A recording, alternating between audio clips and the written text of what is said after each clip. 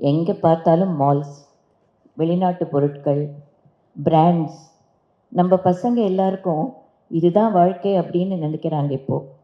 இந்த ஜெனரேஷனுக்கு பழைய இந்தியாவில் இருந்த சுபீக்ஷமோ ப்ராஸ்பெரிட்டியோ இருந்த பொருட்கள் பற்றியோ யாருக்கும் ஜாஸ்தி தெரிய வாய்ப்பில்லை. ஏன்னா அதை நம்ம கொண்டு போய் சேர்த்தா தான் அவங்களுக்கு தெரியும். அவங்கள நம்ம குறை சொல்ல முடியாது. இன்றைக்கி இருக்கிற ரொம்ப அவசரமான வாழ்க்கையில் வீட்லேயே உட்காந்து ஆர்டர் பண்ணி சாப்பிட்றதுக்கும் எல்லாமே வீட்டுக்கு வந்து சேருது.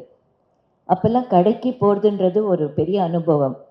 காய்கறி வாங்குறதும் சரி, டிபார்ட்மெண்டல் ஸ்டோர் போகிறதோ, டியூசிஎஸ் போகிறதோ, அங்காடிகளுக்கு போகிறதோ ஒரு பெரிய ஒரு அனுபவமாக இருந்தது. குடும்பமாக போகிறது ஒரு மனசுக்கே ஒரு பெரிய ஒரு மாறுதலாக இருந்தது. அங்கே போய் வாங்கிறதுன்றது ஒரு அனுபவம். இன்றைக்கி அந்த அனுபவங்கள்லாம் குறைஞ்சிக்கிட்டே வருது. அப்போ நம்ம யோசிக்க வேண்டியிருக்கு. நம்ம நேரம் எதில் போகுது, எதுக்காக போகிறது, அடுத்த தலைமுறைக்கு நம்ம என்ன கொண்டு போய் சேர்க்குறோம் அப்படின்னு ரொம்ப ரொம்ப யோசிக்கிற நேரமாக இருக்குது. அப்படி யோசிக்கும்போது கிராமம் வரைக்கும் பாதிப்புகள் இருக்குது. இப்போ அவங்க கூட வெளியில் வாங்கி தான் சாப்பிட்றாங்கன்னு சொல்கிறாங்க.